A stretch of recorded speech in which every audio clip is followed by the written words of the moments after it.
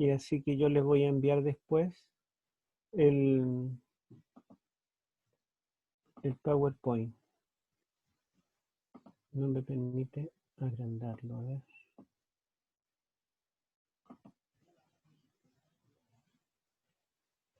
Ahí. Ya. Ahí lo ven, ¿cierto? Las 7 iglesias. Bueno, supongo que no pueden contestar, pero me imagino que ahí lo ven.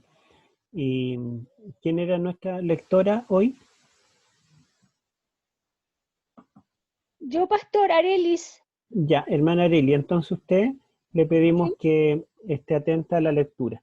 Aunque al principio no Cristina. vamos a leer mucho. Ya, ¿y Cristina? Bueno, Sí. al principio no vamos a leer mucho porque voy a decir algunas cosas generales. Las 7 iglesias están en los capítulos 2 y 3 de Apocalipsis, pero la verdad es que las 7 iglesias comienzan en el capítulo 1. Recuerden que en el capítulo 1 vimos que Cristo se aparecía vestido como sumo sacerdote, con su rostro como el sol, y Juan le llama el Hijo del Hombre. Cristo dice que Él es el primero y el último, el que estuvo muerto y vivió, y el que tiene la llave de la muerte y del Hades. Y dentro de las características de Cristo, si ustedes recuerdan, Juan lo ve en medio de 7 candeleros de oro. Eso está, me parece, en el versículo 12 de Apocalipsis. A ver si lo buscamos. Apocalipsis. Yo soy más rápido con la Biblia normal. Me parece que es el versículo 12. A ver.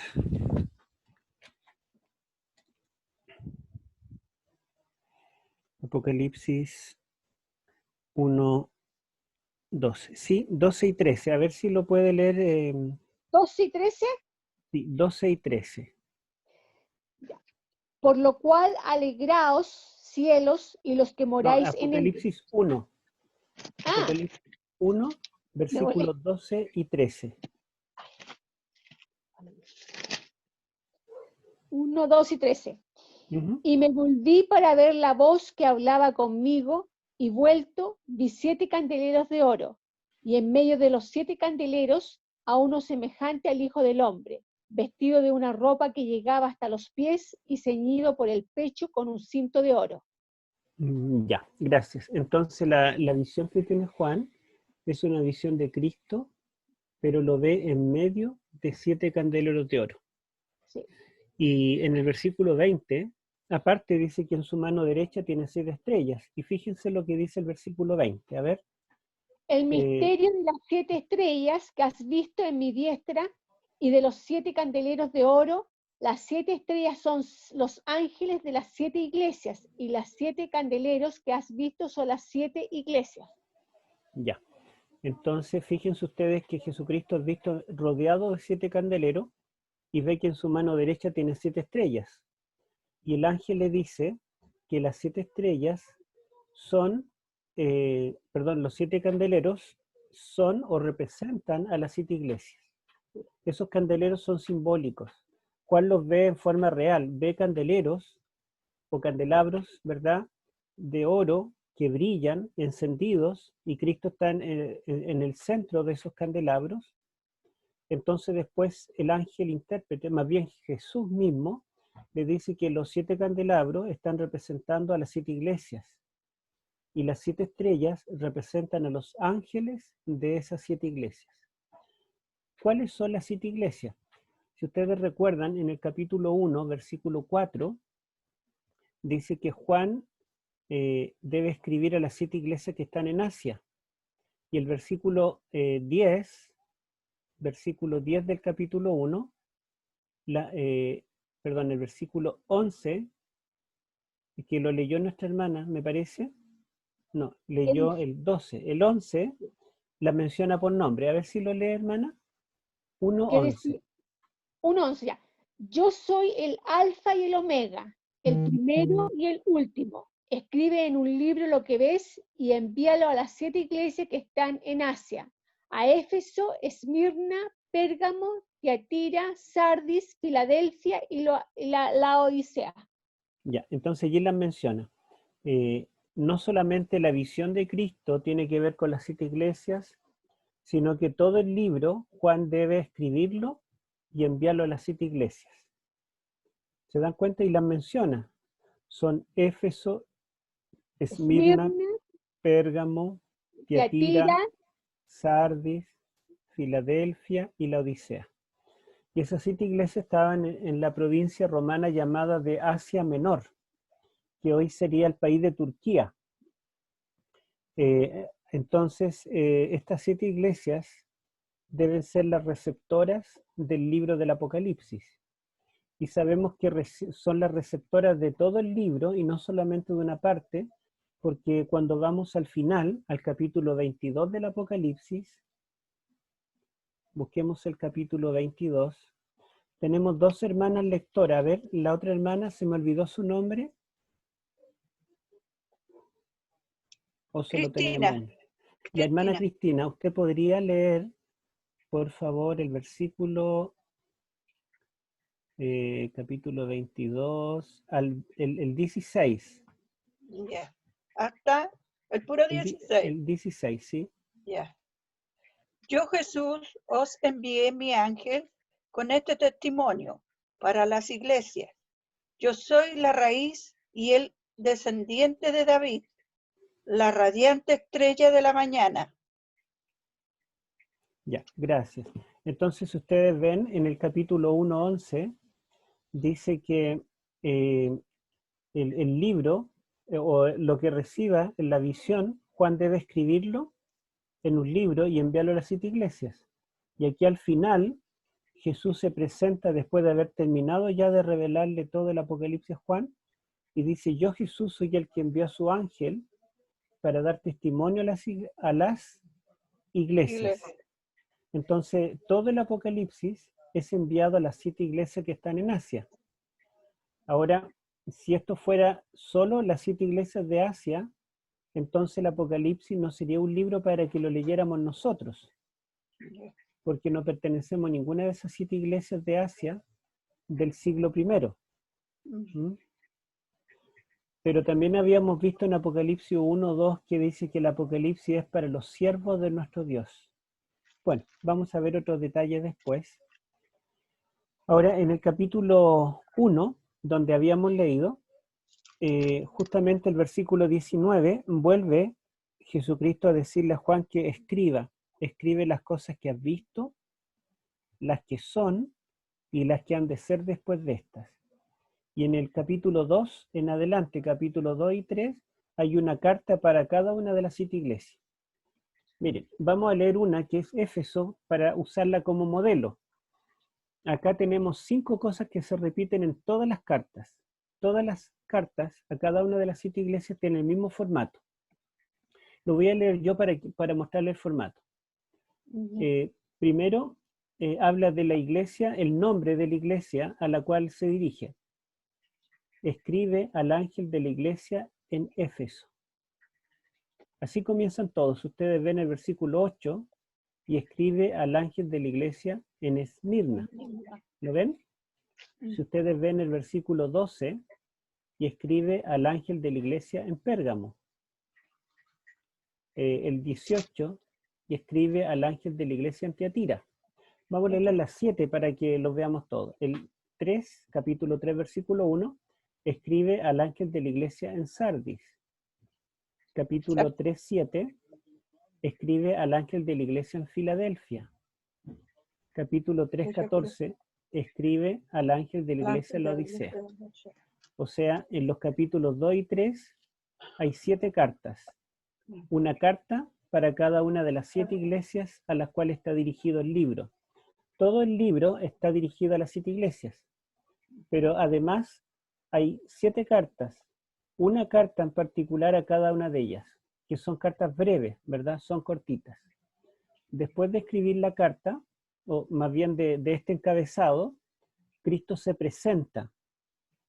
En cada una de las iglesias se presenta, pero con características distintas. Pero todas las características de él están tomadas de la visión que Juan está viendo. Porque mientras Cristo le habla y le dicta un mensaje para cada iglesia que él la está escribiendo, Juan no está viendo las iglesias, él está viendo a Cristo vestido de sumo sacerdote en medio de los 7 candeleros y su rostro como el sol. Entonces, mientras él contempla a Cristo, Cristo le habla y Juan escribe. Fíjense lo que continúa en el capítulo 2, versículo 1.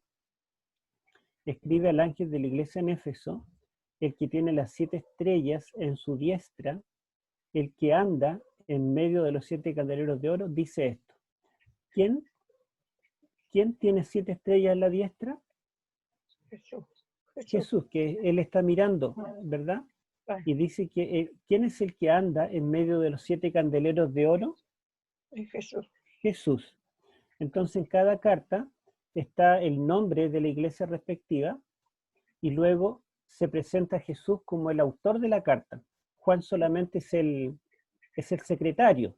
Él está escribiendo, pero Jesús está dictando la carta y Jesús dice, no su nombre, no dice, esto dice Jesús, sino que utiliza las características que él tiene allí en el capítulo 1. Veamos, por ejemplo, cómo se presenta a la iglesia de Esmirna. Fíjense el versículo 8. ¿Cómo se presenta Esmirna?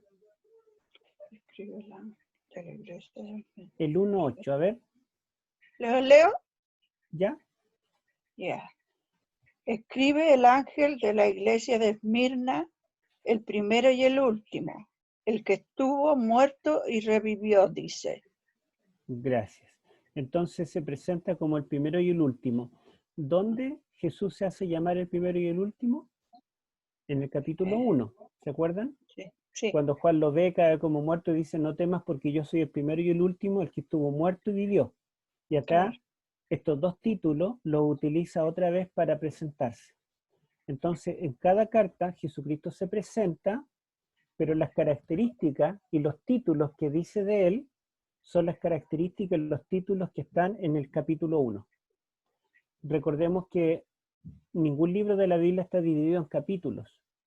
Entonces Juan ve a Cristo en medio de 7 candeleros llenos de gloria, cae como muerto a sus pies, Cristo le pone la mano derecha, le da fuerza, y después le dice, Juan, ponte en pie y comienza a escribir lo que te voy a dictar. Escribe al ángel de la iglesia en Éfeso y le da un mensaje. Después escribe al ángel de la iglesia en Esmirna, y así sucesivamente, ¿verdad? Hasta la Odisea. Bueno, perdón. Luego tenemos que Jesús, digamos, menciona, describe las obras de cada iglesia, ¿verdad? Lo bueno y lo malo de cada iglesia. Fíjense el versículo 2, dice, del capítulo 2, versículo 2, hablándole a Éfeso, yo conozco tus obras y tu arduo trabajo y paciencia, y que no puedes soportar a los malos, has probado a los que se dicen ser apóstoles y no lo son, y los has hallado mentirosos, y has sufrido, y has tenido paciencia, y has trabajado arduamente por amor de mi nombre, y no has desmayado. O sea, Jesucristo está describiendo las obras. En este caso, todas estas características de esta iglesia eran buenas. Pero el versículo 4 dice, pero tengo contra ti que has dejado tu primer amor. O sea, la iglesia tiene muchas virtudes, pero tiene también un defecto. La iglesia se está apagando, está perdiendo el primer amor. Luego, entonces ya tenemos, ¿verdad? Que Jesús se dirige a una iglesia y le da el nombre particular de esa iglesia. Segundo lugar, Jesucristo dice o se presenta a él como el autor de la carta con algún título personal. En tercer lugar, Jesucristo hace un recuento de las obras de la iglesia, las buenas y las malas. En cuarto lugar, Jesucristo está haciendo una advertencia, una especie de llamado con un mandato. Fíjense ustedes lo que dice el versículo 5. Recuerda, por tanto, de dónde has caído, y arrepiéntete, y haz las primeras obras, pues si no, vendré pronto a ti, y quitaré tu candelero de su lugar, si no te hubieres arrepentido. Pero tienes esto, que aborreces las obras de los nicolaitas, las cuales yo también aborrezco. O sea, ahora lo que tenemos, ¿verdad? Es un llamado al arrepentimiento. Recuerda, por tanto, arrepiéntete, haz las primeras obras y finalmente nos quedan dos características. Una es un llamado a oír la voz del Espíritu Santo. El versículo 7. El que tiene oído, oiga lo que el Espíritu Santo o lo que el Espíritu dice a las iglesias. Fíjense ustedes que acá nos dice, el que tiene oído, oiga lo que el Espíritu dice a la iglesia de Éfeso. O los hermanos de Éfeso, oigan lo que el Espíritu Santo les dice. No. Sino que dice, el que tiene oído, oiga lo que el Espíritu dice a las iglesias.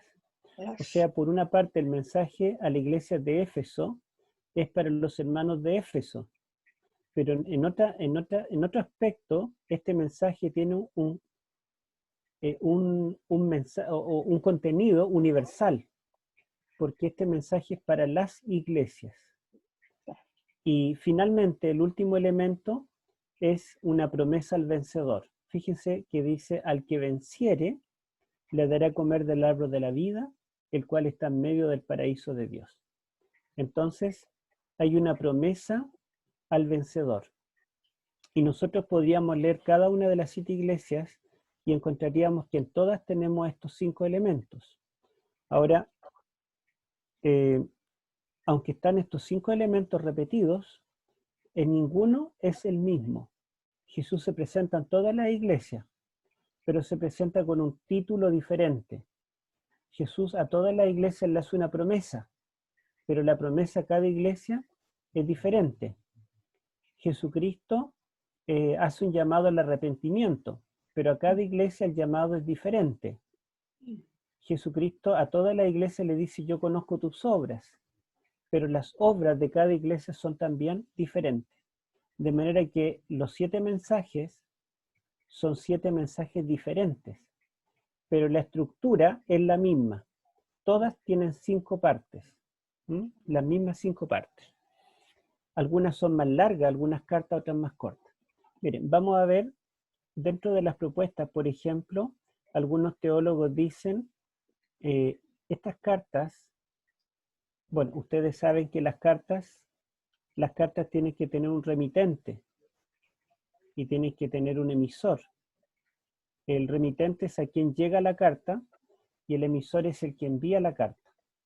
Que hoy en día comenzamos con el remitente y terminamos al final el nombre del emisor de la carta despidiéndose.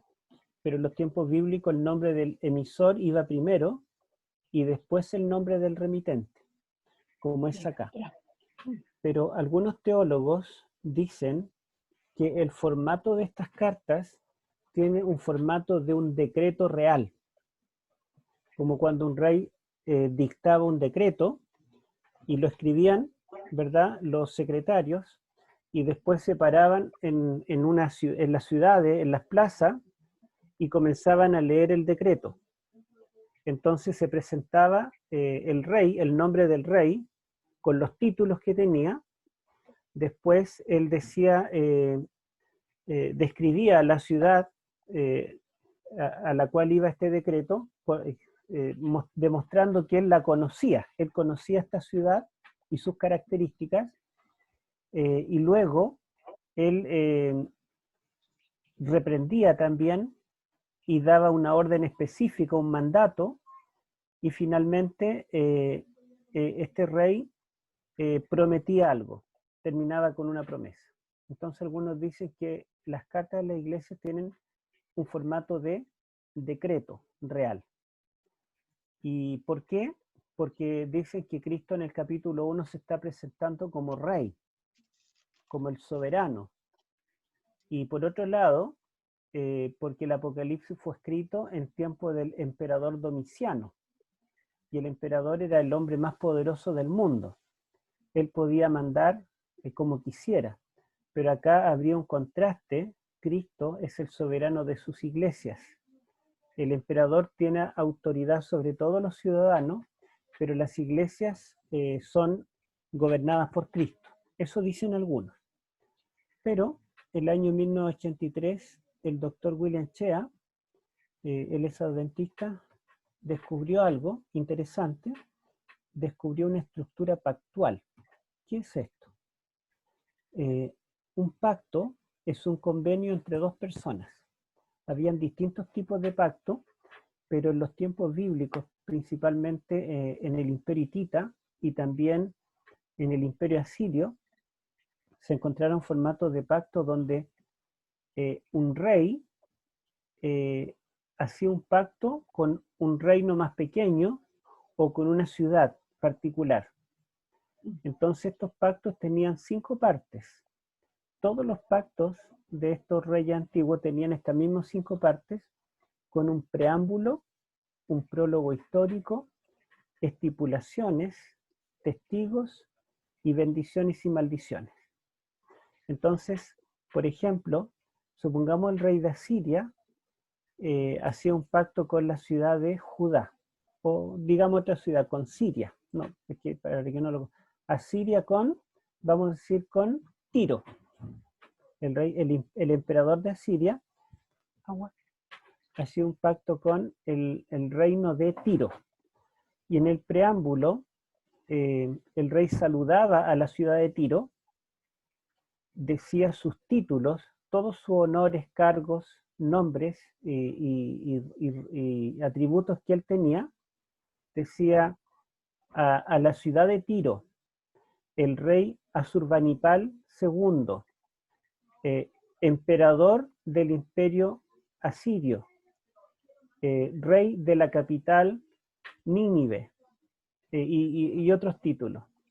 Luego de este preámbulo, donde él saludaba a la ciudad y se presentaba con sus títulos, había un prólogo histórico donde el rey recordaba las relaciones que habían tenido el imperio con esa ciudad en el pasado.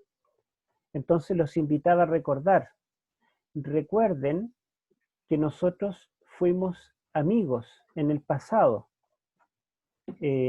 Todos los reyes de Tiro fueron nuestros subordinados. Recuerden que nosotros fuimos benévolos con ustedes.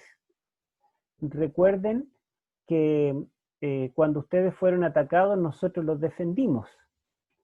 Entonces había un prólogo histórico donde les recordaba el pasado. Después habían estipulaciones. La estipulación eran mandatos. Yo estipulo o yo mando que de ahora en adelante ustedes no van a hacer alianza con ningún otro imperio, solo con nosotros. Yo estipulo que ustedes nos van a pagar un tributo cada año. Yo estipulo que cuando necesitemos soldados, ustedes van a estar dispuestos a que los jóvenes de Tiro sean parte de nuestros ejércitos, y así por el estilo. Luego invocaba a testigos, y en estos pactos que se han encontrado, los arqueólogos han desenterrado muchos pactos. Los testigos que se invocaban generalmente eran los dioses del imperio y los dioses de la ciudad. Entonces decía: yo invoco al dios Asur del imperio asirio, invoco al dios Tamuz de la ciudad de Tiro, e invoco a la diosa tanto y al dios tanto como testigos de este pacto que estamos haciendo. Y finalmente habían bendición y maldiciones. Si ustedes obedecen este pacto, yo los bendeciré con grano para que no les falte. Yo los protegeré en caso de guerra.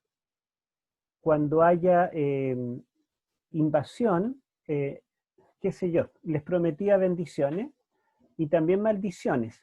Pero si ustedes me traicionan, yo vendré y los destruiré. Prohibiré que les lleguen las provisiones. Quemaré sus cosechas, etc.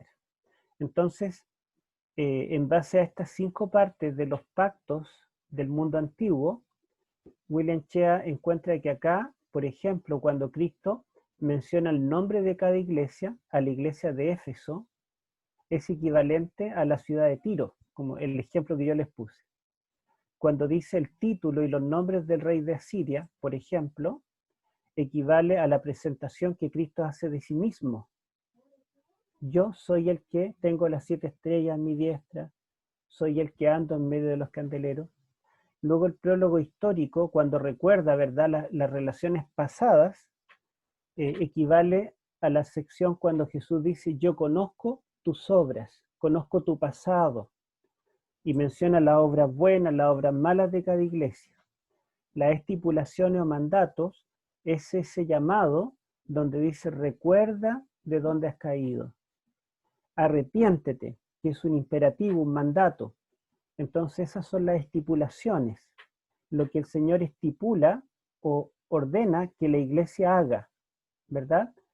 Luego los testigos, aquí no hay invocación de los dioses, sino que hay una invocación al Espíritu, a escuchar la voz del Espíritu. Entonces el Espíritu Santo sería el testigo en cada una de las iglesias en este pacto que Cristo está haciendo con la iglesia correspondiente. El que tiene oído, oiga lo que el Espíritu dice a las iglesias. Y las bendiciones y maldiciones, maldición en realidad acá no hay, pero sí bendiciones, dice, el que venciere comerá del árbol de la vida. En la iglesia de Esmirna, el que venciere no sufrirá daño de la segunda muerte. Y así sucesivamente cada iglesia termina con una bendición. Entonces en este artículo que yo lo encontré gratis en internet, acá puse este título y me apareció y lo bajé en PDF, está este artículo que escribió el doctor William Shea en el año 83 sobre la estructura de pacto.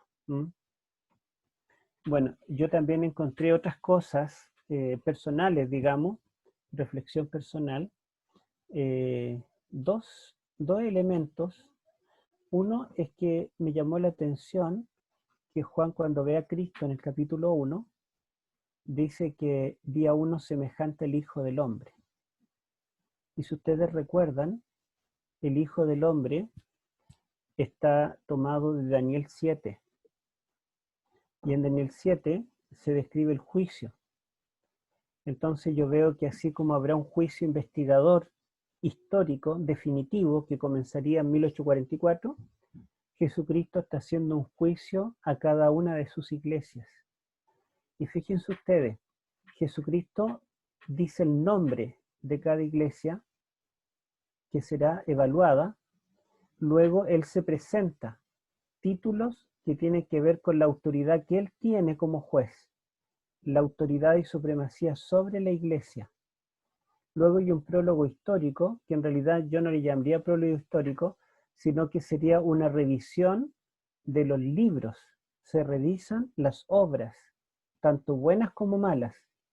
Y por eso es que en cada iglesia comienza diciendo, yo conozco tus obras. Y menciona las obras buenas y las obras malas.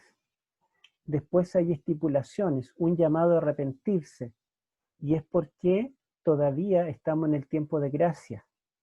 El Señor está evaluando, está juzgando a cada iglesia en base al desempeño de cada una, pero al mismo tiempo hay un llamado a arrepentirse, a enmendar aquello que la iglesia está haciendo en forma incorrecta. Hay una invocación a escuchar la voz del Espíritu Santo. Y finalmente, Cristo promete una bendición que es la recompensa del juicio. Recuerden que el juicio investigador termina con una gran bendición, cuando el Hijo del Hombre recibe el reino por los siglos de los siglos. Y todas las promesas de las 7 iglesias las recibiremos cuando entremos en el reino, en la Nueva Jerusalén. Es allí donde podremos comer del árbol de la vida, es allí donde ya no habrá muerte, es allí donde estaremos, nos sentaremos en el trono de Cristo. Por lo tanto, las bendiciones corresponde digamos, todo juicio tiene una sentencia. La sentencia en este caso, ¿verdad?, es favorable. Por lo tanto, termina con bendición. Así que yo veo acá una estructura de juicio y Apocalipsis comienza con el Hijo del Hombre y cada iglesia tiene una estructura judicial, entonces yo diría que las 7 iglesias, o más bien el tema del juicio, es el tema imperante en el Apocalipsis.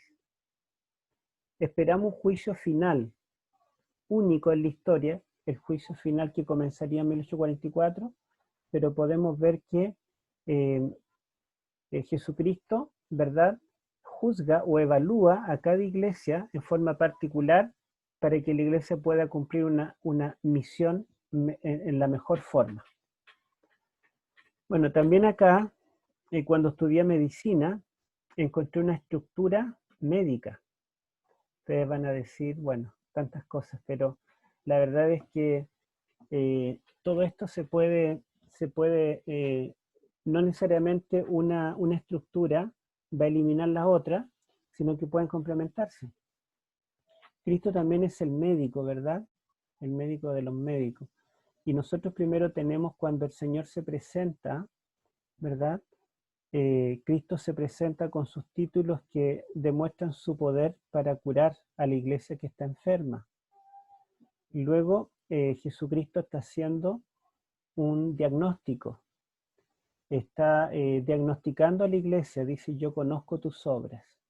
El médico debe conocer al paciente, conocer su historia clínica. Entonces Jesucristo comienza a revisar esa historia clínica para hacer un diagnóstico. Luego hay estipulaciones. Esto sería, ¿verdad?, la receta, podríamos decir, o el tratamiento. Jesucristo le dice a la iglesia de Éfeso: recuerda de dónde has caído, arrepiéntete, haz tus primeras obras. Uno puede estipular, deje de comer pan blanco, comience a comer pan integral, haga ejercicio, día por medio, 1 hora diaria, tome estos medicamentos a cada 12 horas, estipulaciones. El Espíritu Santo, ¿verdad?, que es invocado, el que tiene oído oiga lo que el Espíritu dice a las iglesias, sería, ¿verdad? Ya no me acuerdo bien cómo yo lo hice en ese tiempo, han pasado años. Y finalmente, ¿verdad?, la bendición con la que termina cada iglesia es el resultado, ¿verdad?, que nosotros obtendremos si seguimos esta receta, este tratamiento que Cristo nos está dando. Entonces hay varias formas en las cuales podemos nosotros estructurar. ¿Cuál es la más correcta? Posiblemente sea la estructura pactual que propone el doctor Chea. El pacto está presente en el Apocalipsis, ¿verdad? Y el centro del Apocalipsis cuando Juan ve el arca del pacto. Entonces el pacto es importante en el Apocalipsis. Bueno, pero por otro lado, ¿verdad?, en el mundo católico nosotros tenemos que también han dado bastante luz. Por ejemplo, Lund, en el año 1942, describió esta estructura literaria del Apocalipsis. Y esto no se contrapone con las otras propuestas, ¿verdad?, porque lo otro es más que nada basado en las 5 secciones de cada iglesia, pero aquí estamos hablando ya no de una estructura de la carta, de cada carta, sino la estructura literaria de las 7 cartas. Entonces él dice que las 7 cartas forman una estructura de esta forma, donde la primera con la tercera tienen paralelos y la segunda queda en el centro. Las 3 últimas, la quinta y la séptima, tienen paralelos, la sexta queda en el centro y con estas 3 tienen paralelos y la cuarta queda en el centro de todas. O sea, se quiere destacar esta cuarta iglesia. Por otro lado, la segunda con la sexta tienen paralelo y estas tienen paralelo entre sí. Se los vamos a explicar la teoría de Lund, ¿sí? Bueno, por ejemplo, ustedes ven que la palabra, a todas las iglesias se le llama iglesia. La palabra eclesía en griego aparece al principio y al final de cada iglesia. ¿Se acuerdan cuando nuestra hermana leyó Efesios capítulo 2, versículo 1? Dice: escribe al ángel de la iglesia en Éfeso. ¿Aparece la palabra iglesia? Sí. Y al final, en el versículo 7, dice: el que tiene oído oiga lo que el Espíritu dice a las iglesias. al final está en plural, ¿cierto? La palabra iglesia aparece al principio y al final de cada mensaje, al principio en singular y al final en plural. Esto se llama inclusio. Inclusio significa que una carta, cada carta comienza y termina usando una misma palabra. Comienza con la palabra iglesia y termina usando la palabra iglesias. Esto se repite en Esmirna, Pérgamo, Tiatira, Sardis, Filadelfia y Laodicea. Entonces, la palabra iglesia, en estas 7 iglesias, ¿cuántas veces debe aparecer? Si está al principio y al final, hermana Dos. Arelis, 14, 14 veces. Bueno, pero aparece 15. 15. ¿Y saben por qué? Porque No, la iglesia del medio, la número 4, que es Tiatira, en vez de aparecer solo al principio y al final, aparece al principio, al final y al medio. En esta iglesia la abarca los versículos 18 al 28. Aparece en el 18, aparece en el 23 en la mitad y aparece en el 28 al final. En el 18 dice, escribe a la iglesia, al ángel de la iglesia en Tiatira. En el 28 dice, el que tiene oído oiga lo que el Espíritu dice a las iglesias. Pero en el 23 vuelve a aparecer. Leámoslo, a ver. Leámoslo, leo? hermana. ¿Sí? ¿Lo leo? Ya. Sí, el 2:23. A sus hijos heriré de muerte, y todas las iglesias sabrán que yo soy el que sondeó la mente y los corazones, y doy a cada uno según sus obras. Gracias. Fíjense ustedes que acá Jesucristo vuelve a mencionar la palabra iglesia, en plural. Todas las iglesias sabrán que yo soy el que escudriño la mente y los corazones. Entonces podemos decir que en cada una de las 7 iglesias, la palabra iglesia, en griego eclesía, aparece al principio y al final. Pero acá hay una excepción, porque aparece al principio, al final y al medio. Y al medio, al mencionar la palabra iglesia, Jesucristo dice además que Él es el que escudriña la mente y el corazón. O sea, Jesucristo nos conoce realmente. Amén. Nos conoce, ¿verdad? Nos conoce Amén. profundamente.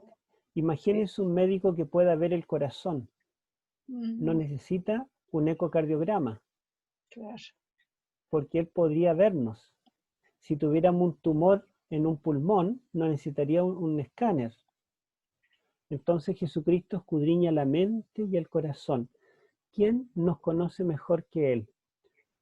Y este énfasis en el conocimiento de Cristo, cada iglesia comienza diciendo yo conozco tus obras, y aquí en la iglesia de Tiatira no solamente está al principio, sino está al medio.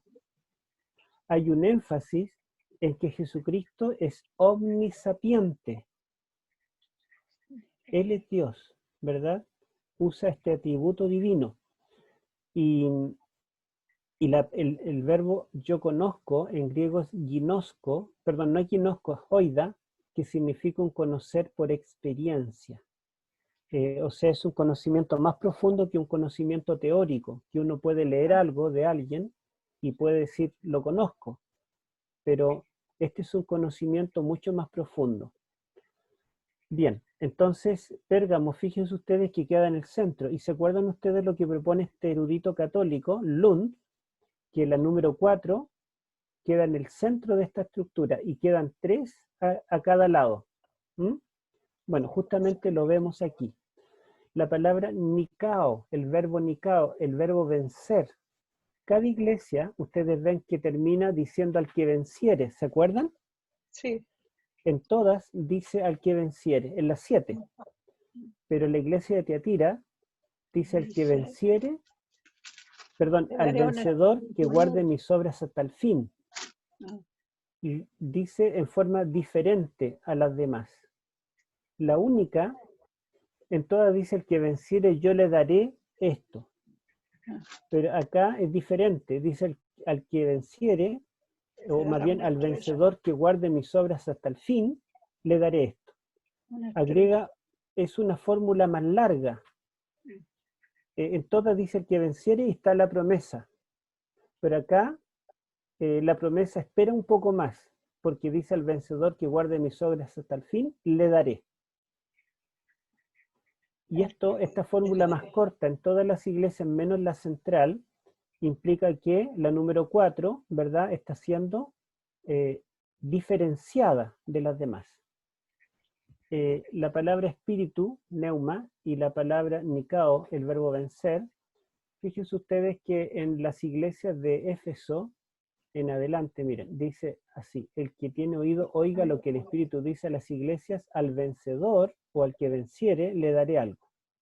El que tiene oído, oiga lo que el Espíritu dice a las iglesias, al que venciere. En cambio, en esta, lo da vuelta. Al vencedor está al final, pero acá lo pone primero. Al vencedor le daré tal cosa, el que tiene oído, oiga lo que el Espíritu dice a las iglesias. Y después de esta, todos los demás tienen ese orden. Al vencedor primero, y después el que tiene oído, oiga. Al vencedor, al que tiene oído. Las tres primeras son distintas, porque primero dice el que tiene oído, oiga, y después dice al vencedor. Entonces el número 4 también marca un cambio, y las demás siguen esa pauta. Las tres primeras son distintas. Así que vemos que la número 4, ¿verdad?, está destacando. Esto lo voy a mencionar después. El verbo metanueo, que significa arrepentirse. Arrepentirse. Fíjense que a cada iglesia hay un llamado a arrepentirse. Arrepiéntete. ¿Se acuerdan? Sí. Pero en la iglesia de Tiatira dice, dos veces está la palabra. Primero arrepentirse y después dice que ellos no quieren arrepentirse.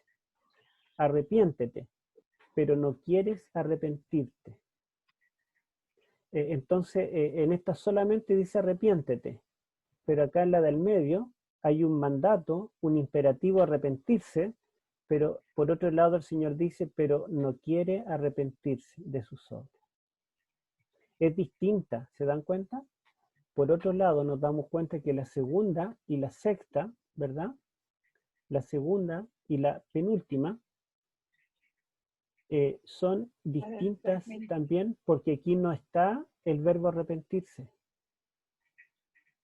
Y además de no estar, tampoco hay un reproche, porque en todas hay un reproche, pero aquí no hay reproche. Así que podemos ver que esta y esta tienen paralelos y esta es central. Algunos piensan que hay un quiasmo. Éfeso la ponen en paralelo con la Odisea, Esmirna con Filadelfia, Pérgamo con Sardis y Tiatira en el centro. ¿Sí? Sigamos.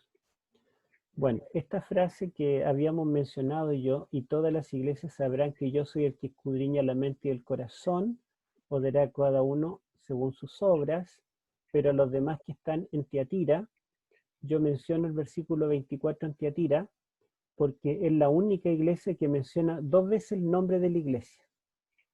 ¿Se acuerdan que en todas las iglesias dijimos que comienza diciendo escribe el ángel de la iglesia en Efeso, escribe el ángel de la iglesia en Esmirna? Cada una de las iglesias se menciona una vez el nombre, pero Tiatira se menciona dos veces, porque en el versículo 24 dice, pero los demás que están en Tiatira.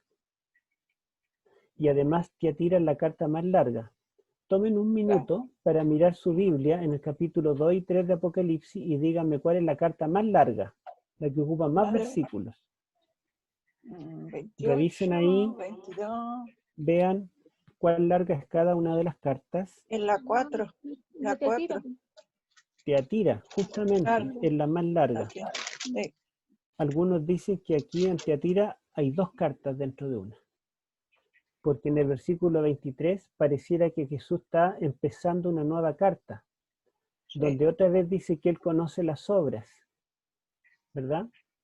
Y otra vez menciona por nombre a la iglesia. Entonces habría una primera carta hasta el versículo 23, y desde el versículo 24 en adelante comenzaría una segunda carta dentro de una misma carta. ¿Ya? Bueno, sigamos viendo. Mire, esta iglesia de Esmirna y Filadelfia que dijimos que solamente acá no aparece la palabra arrepiéntete, ni tampoco hay un reproche, también tienen otras cosas en común. Por ejemplo, la palabra estéfanos, corona, solamente aparece en esas dos iglesias. Lea, hermana Cristina, el capítulo 2:10 y hermana Arelis el 3:11. No tengas ningún temor de lo que vas a padecer. El diablo ha de enviar a algunos de vosotros a la cárcel para que seáis probados y tendréis tribulación de 10 días. Sé fiel hasta la muerte y yo te daré la corona de la vida. Ya. Entonces allí le promete a la iglesia la corona de la vida y la palabra en griego es estéfanos. Hermana Arelis, 3:11. He aquí, yo vengo pronto, retén lo que tienes para que ninguno tome tu corona. Gracias. También estéfanos. Entonces son las únicas dos iglesias a las que se le promete una corona. Las otras no se menciona la palabra corona. Y miren, solamente en Esmirna y solamente en Filadelfia se habla de la sinagoga de Satanás y de los que dicen ser judíos y no lo son. Lea, hermana Cristina, el 2:9 y hermana Lelis el 3:9. 2:9. Conozco tu tribulación y tu pobreza. Sin embargo, eres rico. Conozco la blasfemia de los que dicen ser judíos y no son una sinagoga de Satanás. Y son una sinagoga de Satanás. Ahí. Ya, el 3:9, hermana Lelis. He aquí, yo entrego de la sinagoga de Satanás a los que se dicen ser judíos y no lo son, sino que mienten. He aquí, yo haré que vengan y se postren a tus pies y reconozcan que yo te he amado. Ya. Fíjense que las sinagogas de Satanás son las únicas dos veces que aparece en la Biblia. Y una está en Éfeso y la otra en Filadelfia. Y los que se dicen ser judíos y no lo son, también son las únicas dos veces que aparecen. Entonces vemos que en estas dos emplea la palabra corona, en estas dos habla de la sinagoga de Satanás, en estas dos están los que se dicen ser judíos, en estas dos no está el verbo arrepiéntete, y en estas dos no hay reproche. Entonces hay un vínculo con la segunda y la penúltima. Sigamos viendo. Por otro lado, Éfeso y Pérgamo. Éfeso es la primera y Pérgamo es la tercera. ¿Sí? Veamos los vínculos entre esas dos. Solo en ellas dice to Niconti, que sería al que venciere. Yo le voy a mostrar acá, lo escribí, el verbo nicao, el verbo vencer, aparecen todas, al que venciere. Pero ustedes se dan cuenta, sin necesidad de saber griego, que aquí la forma al que venciere es distinta que en estas dos. Esta es una O larga, dice to, niconti. Esta es una O corta, ho, nicon. Aquí dice el que venciere y aquí dice al que venciere. Al que venciere, el que venciere, al que venciere, el que venciere, el que venciere, el que venciere, el que venciere. O sea, estas dos, aunque el verbo aparece en todas, ¿verdad? Pero aquí lo hace en forma diferente. Sigamos. Después, yo conozco tus obras, siempre va seguido de elogios, viene luego un pero tengo contra ti, y seguido de reproches. Y luego un arrepiéntete y un si no, vendré a ti, que en forma de amenaza. Pero las únicas, estas dos, Éfeso y Pérgamo no siguen este patrón. ¿Ya? Y por otro lado, estas tienen este patrón exactamente así. La otra no tienen este patrón en la misma forma. Y además solo Éfeso y Pérgamo son las únicas que mencionan los nicolaitas. En Éfeso en el versículo 6 y en Pérgamo en el versículo 15. Entonces hay un paralelo entre Éfeso y Pérgamo.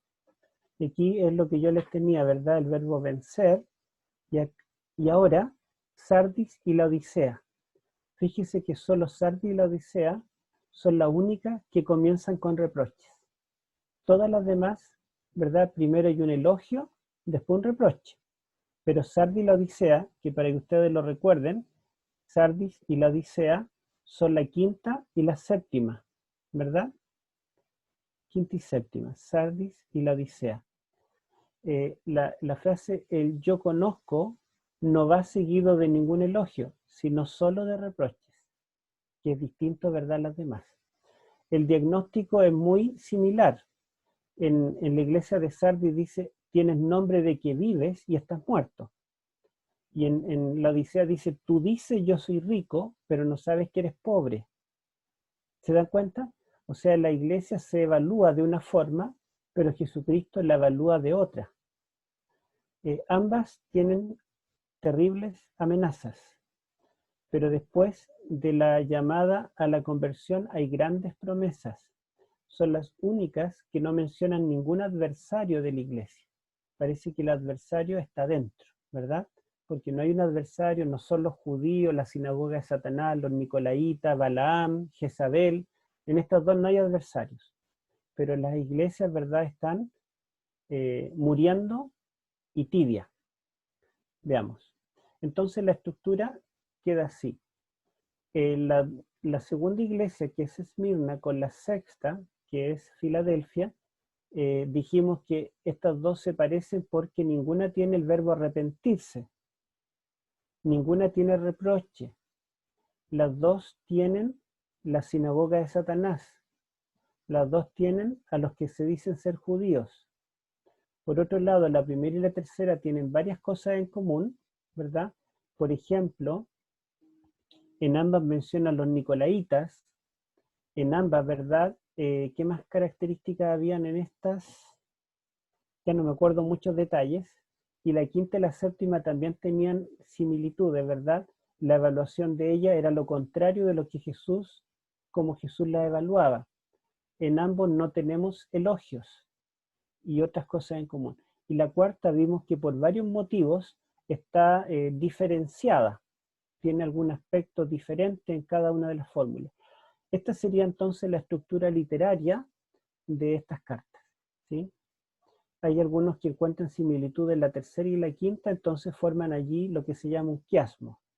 Podríamos decir que la iglesia de Éfeso, que ha perdido su primer amor, puede hallar un paralelo con la Odisea, que ha perdido su calor, ya que es una iglesia tibia, ¿verdad? Y podríamos decir que la tercera iglesia, que es Pérgamo y representa el momento de la apostasía, cuando la iglesia se compromete con el imperio pagano, tendría un paralelo con la quinta, que es la iglesia de Sardis, que es la iglesia posterior a la Reforma, que a pesar de haber nacido, ¿verdad?, digamos, en buena forma, la iglesia se enfría, apostata, y es necesario que el Señor levante un movimiento de revivimiento en el siglo XVIII, XIX. ¿Ah? Entonces, algunos encuentran un quiasmo, pero esta es la fórmula que propone Lund y es bastante interesante.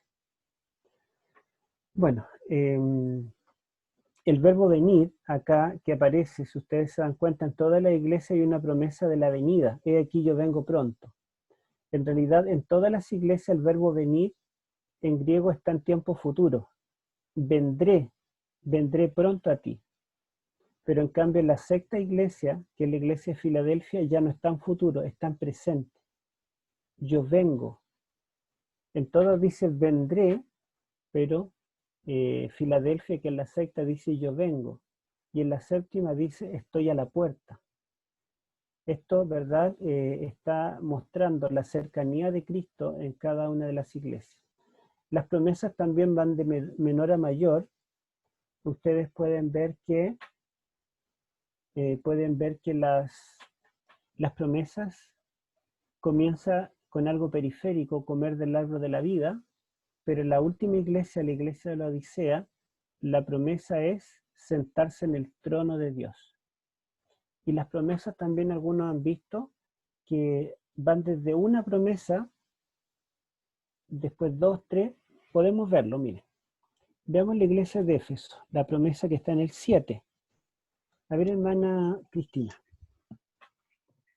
2:7. ¿Sí? El que tiene oído oiga lo que el Espíritu dice a las iglesias. Al que venza le daré a comer del árbol de la vida, el cual está en el paraíso de Dios. Entonces la iglesia de Éfeso tiene una promesa, comer del Claro. árbol de la vida. Esto significa tener vida eterna, porque el árbol de la vida es para los que logren, ¿verdad? Los que lleguen al cielo con Cristo y viviremos para siempre. Fíjense, la iglesia de Esmirna tiene dos promesas, hermana Araceli, el 10 y el 11.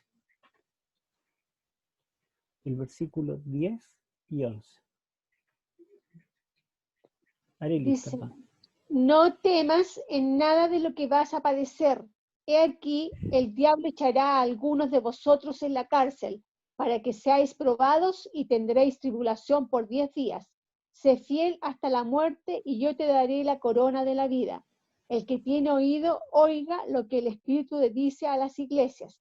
El que venciere no sufrirá daño de la segunda muerte. Gracias. Fíjense que en el día hay una promesa, ¿verdad? Sé fiel hasta la muerte y yo te daré la corona de la vida. Pero en el 11 hay otra promesa. El que venciere no sufrirá daño de la segunda muerte. Y ambas tienen que ver con vida eterna. Entonces la primera iglesia tiene una promesa, pero la segunda tiene dos promesas. Veamos la tercera, que es Pérgamo. Pérgamo. Fíjense usted allí el versículo 17, hermana Cristina.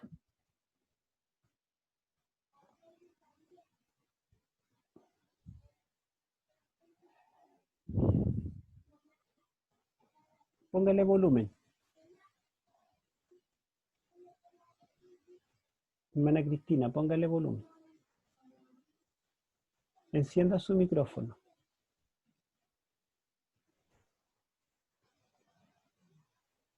Tiene el micrófono apagado, hermana. Sí, tenía todo el volumen, pero el micrófono apagado. El que tiene oído, oiga lo que el Espíritu dice a las iglesias. El que venza le daré del maná escondido y una piedrecita blanca, y en ella escrito un nombre nuevo que conocerá solo el que lo recibe. Gracias. Fíjense que aquí hay tres promesas. Le promete el maná escondido, le promete una piedrecita blanca y le promete un nombre nuevo. O sea, la primera iglesia tenía una promesa, la segunda iglesia tiene dos promesas, la tercera iglesia tiene tres promesas. Hermana Arelis, la cuarta iglesia, Tiatira, versículo 26 al 28. 26 al 28.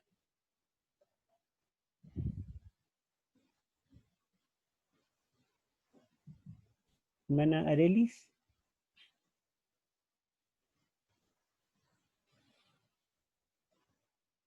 Ahí, ya, pastor, Sí, ahora.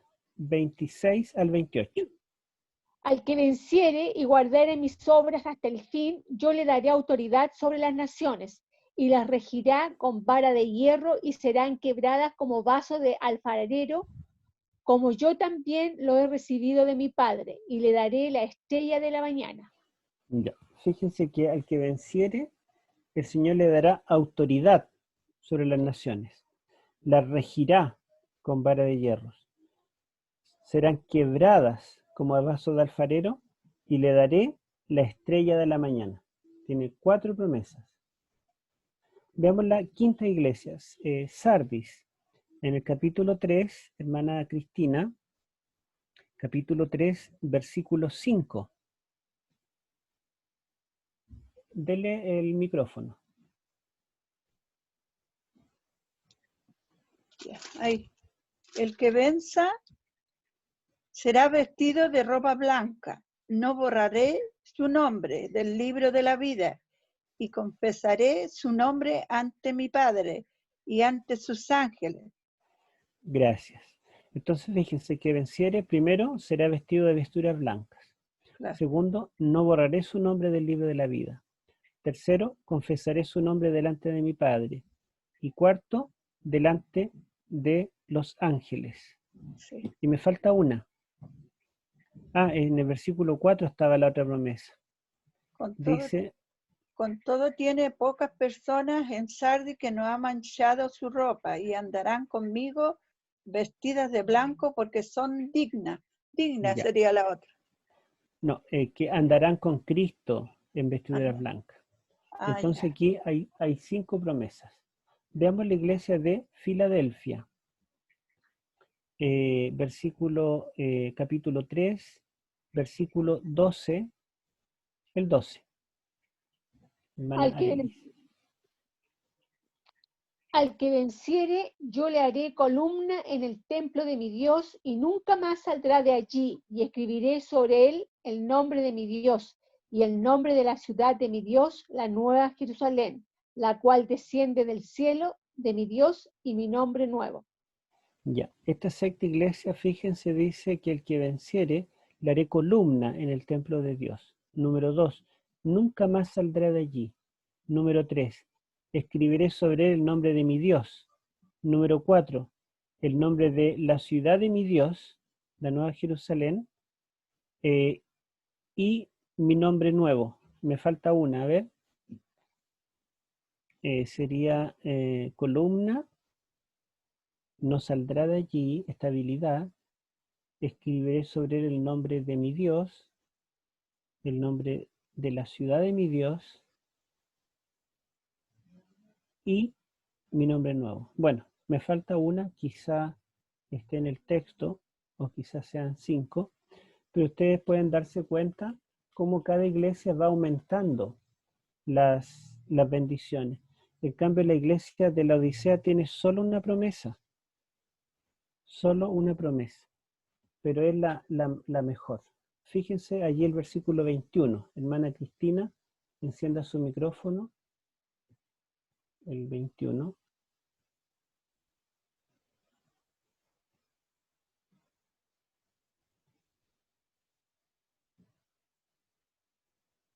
El 21.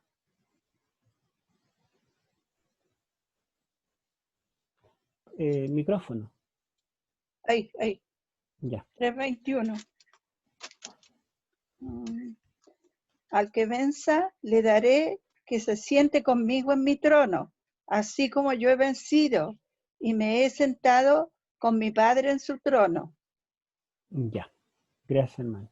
Entonces, fíjense, al que venciere, solo una promesa. Le daré que se siente conmigo en mi trono, así como yo he vencido y me he sentado con mi Padre en su trono.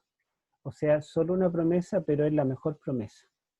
Porque podríamos entrar a la Nueva Jerusalén y comer del fruto de la vida, podríamos estar vestidos de vestiduras blancas, podríamos tener cualquiera de esas bendiciones que promete, pero sentarse en el trono de Cristo es el mayor privilegio. Así que las promesas van increciendo de una, ¿verdad? Van aumentando en cantidad y finalmente la última, aunque tiene una sola promesa, esa promesa implica todas las demás. Porque si podemos llegar al mismo centro de la Nueva Jerusalén y sentarnos en el trono mismo de Cristo, es porque ya hemos logrado tener la vida eterna, es porque ya tenemos la corona de la vida, es porque ya hemos sido vestidos de vestiduras blancas, es porque ya hemos podido comer del árbol de la vida, etcétera, etcétera. O La sea, corona también faltó en la número 6. posiblemente sea esa la otra promesa. Sí, la corona. Uh-huh. Ahora, entonces, fíjense ustedes que cada iglesia, independiente de los reproches que pueda tener, independientemente de las obras buenas y malas, todas terminan con una promesa. Pero la promesa no es incondicional, o sea, no es que todos la van a recibir, sino el que venciere. Hay un llamado a la victoria. Y este verbo vencer se puede traducir como vencer o también como conquistar. Porque el contexto del Apocalipsis es un contexto de un conflicto, el conflicto cósmico. En este conflicto hay que vencer o conquistar al enemigo. De hecho, Juan está en Patmos porque está, digamos, desterrado porque hay un conflicto del imperio contra la iglesia. Entonces la iglesia está siendo perseguida y Juan habla de mártires. Por lo tanto, el contexto del Apocalipsis es un contexto de un gran conflicto. Y el centro del Apocalipsis muestra la victoria de Miguel. Y este conflicto es más allá de un conflicto terrenal y con el imperio pagano terrenal, sino que es un conflicto cósmico, celestial, que incluye ángeles, ángeles leales y ángeles caídos. Y esa visión del gran conflicto no solamente está presente en los capítulos centrales del Apocalipsis, sino que está presente desde la misma primera sección, que son las 7 iglesias. Vamos a decir algo muy breve de Éfeso. El tiempo ya se nos fue, pero era importante ver estos detalles periféricos. Quizá otro detalle que menciono, ustedes pueden ver que cada mensaje está dirigido a una de las 7 iglesias en particular. Por lo tanto, y estas iglesias existieron en el primer siglo. Son iglesias que fueron fundadas por los apóstoles o por algunos cristianos, digamos, no tan conocidos. Por ejemplo, la iglesia de Éfeso fue fundada por Aquila, Priscila y Apolos. Pero Pablo llegó tempranamente cuando la iglesia estaba en formación y estuvo más o menos 3 años en la ciudad de Éfeso y le ayudó a Aquila, Priscila y Apolos a fundar esa iglesia. ¿Y quién fue el pastor de la iglesia de Éfeso? Timoteo. Y se acuerdan que Pablo le escribe 2 cartas a Timoteo y además escribe una carta a la iglesia de Éfeso, la epístola a los Efesios. Entonces tenemos que Pablo ya le había escrito en la década de los 60, esto es unos 40 años antes que Juan reciba esta visión de Apocalipsis. Le escribe una carta a la iglesia de Éfeso y al mismo tiempo Pablo escribe 2 cartas al pastor de Éfeso, que es Timoteo. Entonces dijimos que cada una de estas iglesias eran iglesias literales, reales, históricas, que existieron en los tiempos del primer siglo, fueron fundadas en las primeras décadas del cristianismo, y en este tiempo, cuando Juan escribe, por el año 96 después de Cristo, ya la iglesia tenía cierta antigüedad, tenía varias décadas, ¿verdad? Cada una de ellas. Ahora en Asia Menor, que es Turquía, no solamente habían 7 iglesias, habían muchas más, porque era una provincia bien poblada, tenía muchas ciudades, y en cada ciudad había una iglesia. Estaba Troas, por ejemplo, que era una iglesia importante, estaba Mileto, que era otra iglesia importante, estaba Antioquía, que era la iglesia más importante del cristianismo. Se dice que era la segunda Jerusalén, porque allí fue el centro digamos, el centro evangelístico de Pablo y Bernabé, de donde salían a distintos lugares. Así que habían otras iglesias que eran tan importantes o más que estas quizá, pero el Señor escogió estas 7, porque estas 7 iglesias tienen una importancia. Las características de la iglesia coinciden también con la historia de la iglesia. Entonces, en primer lugar, decimos que las 7 iglesias fueron iglesias reales. Cuando Juan le escribe una carta a Éfeso, Éfeso existía como ciudad y había una iglesia allí. Entonces sus hermanos se podían sentir identificados con ese mensaje. Pero al mismo tiempo podemos ver que el mensaje iba más allá que solamente la iglesia de Éfeso local. Lo mismo en Esmirna, Pérgamo, cada una de las iglesias, aunque la carta va dirigida a ellos, la verdad es que el mensaje trasciende a esa ciudad y a esa iglesia particular, porque cada iglesia termina con la frase: el que tiene oído, oiga lo que el Espíritu dice a las iglesias.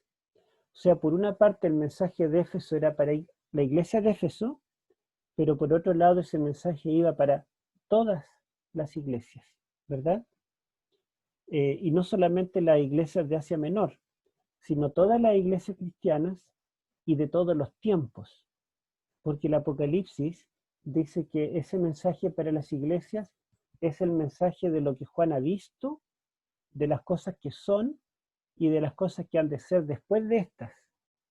de manera que el mensaje de las 7 iglesias fue apropiado para cada una de estas iglesias en la situación que estaba viviendo en el primer siglo. Pero al mismo tiempo, este mensaje a las 7 iglesias es un mensaje universal. Nosotros mismos podemos identificarnos como iglesia local y también como cristiano individual, podemos identificarnos con alguna de ellas. Por ejemplo, dentro de todo nuestro grupo, no sé cuántos vemos ahora, a ver, habemos 119. Alguno de nosotros quizá esté pasando la situación de Éfeso, que trabajamos un montón por la iglesia, dejamos los pies en la calle, tenemos todos los cargos, pero estamos perdiendo el primer amor. Otro de nosotros estamos viviendo la situación de Esmirna, en que estamos atribulados, tenemos problemas económicos, problemas de salud, nos persiguen por causa del Evangelio, y estamos sufriendo. Dice el diablo, os zarandeará por 10 días. Estamos viviendo en Esmirna. Otros de nosotros estamos viviendo en la iglesia de Pérgamo. Pérgamo es una iglesia que hace muchas buenas obras, pero es una iglesia que está en apostasía, está lejos del Señor. Otro podemos estar viviendo en la iglesia de Sardis, una iglesia que tiene buen nombre, un cristiano recordado por sus hazañas del pasado, pero es un hermano que tiene nombre de que vive, pero está muerto.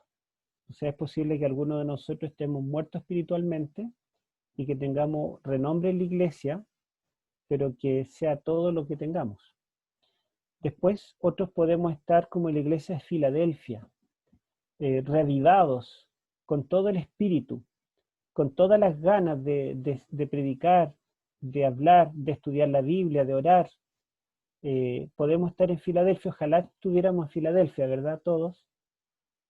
Y por otro lado, hay algunos de nosotros que puede estar viviendo la experiencia de la Odisea, una iglesia que se cree rica, que tiene de todo, que sabe mucho, que practica la reforma pro salud, que tienen un montón de ventajas en relación a otros cristianos, pero es una iglesia que no es fría ni caliente. Somos tibios. No nos comprometemos plenamente, ¿verdad? Porque no somos fanáticos, pero tampoco, ¿verdad?, abandonamos la iglesia porque no somos apóstatas, nos creemos buenos, como el fariseo. Así que las 7 iglesias son 7 mensajes diferentes que se pueden aplicar a 7 condiciones diferentes del cristianismo, tanto de una iglesia cristiana como de un cristiano en forma individual. Pero también las 7 iglesias son 7 mensajes que pueden resumir la historia de la iglesia desde el primer siglo hasta la segunda venida. La iglesia de Éfeso caracteriza muy bien al cristianismo del siglo I. La iglesia de Esmirna, que es una iglesia perseguida, se adapta muy bien a la iglesia del siglo II y III, cuando el Imperio Romano comenzó a perseguir y persiguió, digamos, con el propósito incluso de exterminar el cristianismo en esos siglos. La iglesia de Pérgamo, una iglesia que se compromete con el mundo, es muy apropiada para los siglos IV y V, cuando la iglesia cristiana se compromete con el imperio pagano, se introducen las imágenes, la iglesia, los obispos aceptan regalos del imperio, tronos, coronas, palacios, catedrales. La iglesia de Tiatira, que es una iglesia apóstata completamente, se identifica con la iglesia medieval. La iglesia de Sardis, que es una iglesia que experimentó un revivimiento pero está durmiendo, representa muy bien la iglesia posterior a la Reforma. La iglesia de Filadelfia, una iglesia llena de amor y de entusiasmo, que predican en todas partes, representa muy bien los revivimientos de los siglos XVIII y XIX, cuando comenzaron las misiones cristianas. Los misioneros recorrieron el mundo entero, dieron su vida por el mensaje, las publicaciones, ¿verdad?, se repartieron a los 4 vientos, se comenzó a estudiar los libros de Apocalipsis, de Daniel, y hubo una predicación en todo lugar, y se esperaba la venida de Cristo.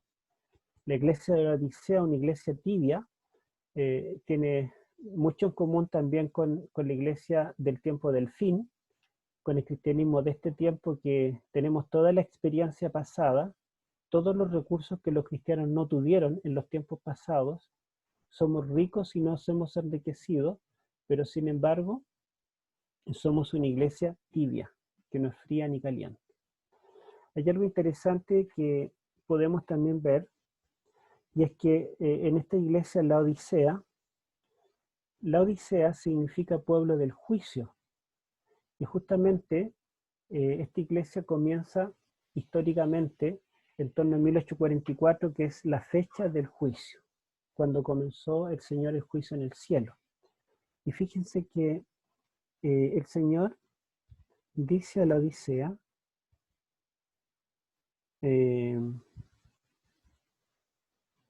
acá, el Señor le invita a comprar de él vestiduras blancas, ¿verdad?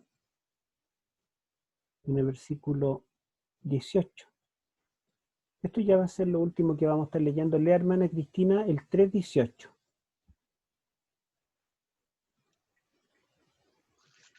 3:18.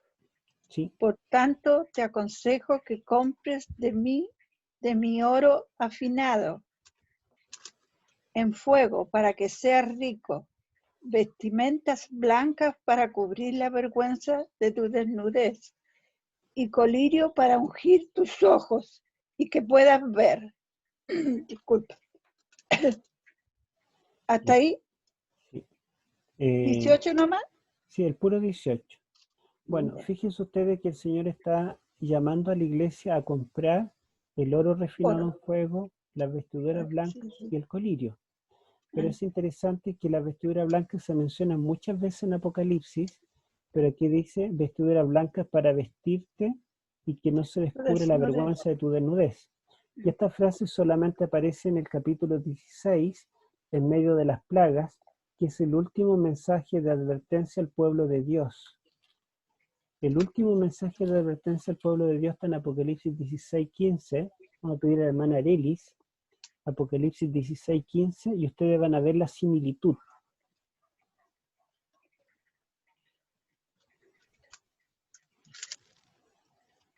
He aquí, yo vengo como ladrón, bienaventurado el que vela y guarda sus ropas, para que no ande desnudo y vean su vergüenza. Gracias. ¿Se dan cuenta que es el mismo llamado?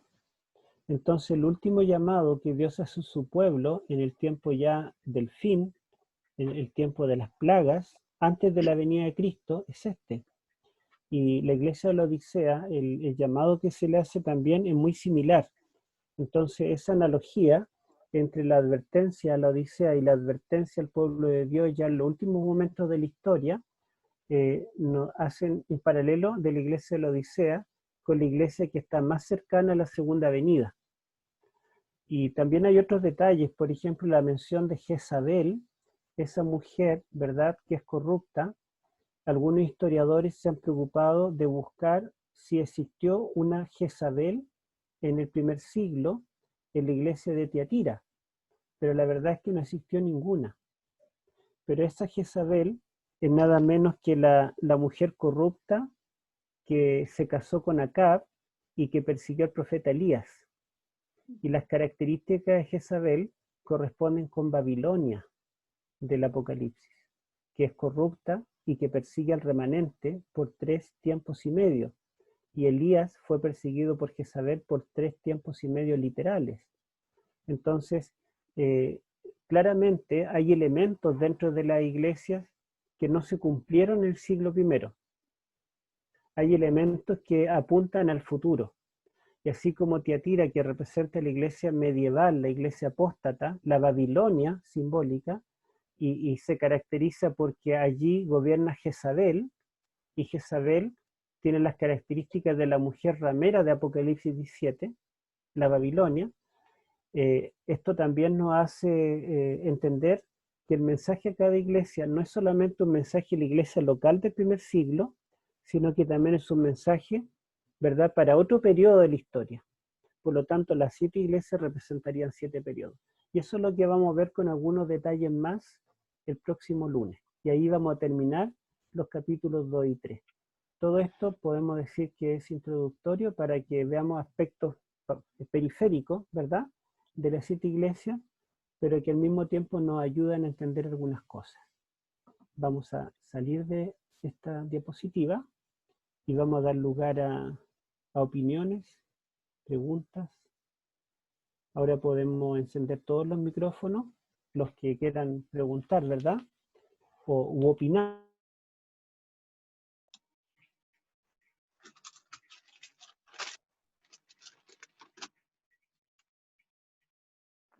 Buenas noches, pastor. Bueno, darle las gracias. Muy interesante, como siempre, los temas. Yo quisiera hacer una consulta, más que nada, yo creo que una aclaración, ¿ya? Porque, bueno, vemos en el capítulo 1, en el versículo 1, que dice que Jesucristo envía a su ángel para dar a conocer la revelación a su siervo Juan, ¿cierto? Habla de un ángel que fue enviado. Después, en el mismo capítulo 1, en el versículo 17, nosotros decíamos cuando dice no tengas miedo, yo soy el primero y el último, entendíamos que es Jesucristo, ¿cierto? El que está hablando ahí con Juan. Y después en el versículo 7 del capítulo 2 dice, el que tenga oídos, que oiga lo que el Espíritu dice a las iglesias. Entonces, bueno, usted dijo ahí que es como que es invocado el Espíritu.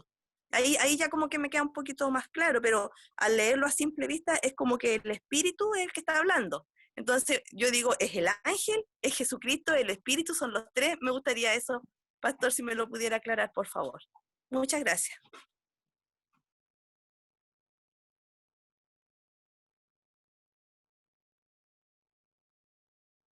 No se escucha.